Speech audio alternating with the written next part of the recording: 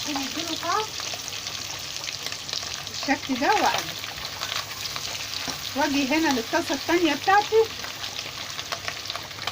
نبتدي بقى نقلي الممبار بتاعنا.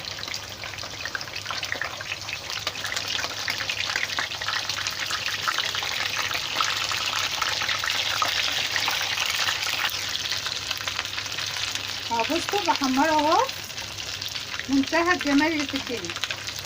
بصوا تحفه، اكله سهله وجميله وبتفتح النفس.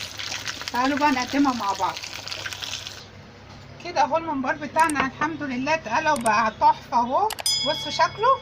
شويه بقى فلفل كده من فوق الوش، هنا وهنا كده، شويه بقدونس بقى اهو. ايه رايكم بقى في الاكله الحلوه دي؟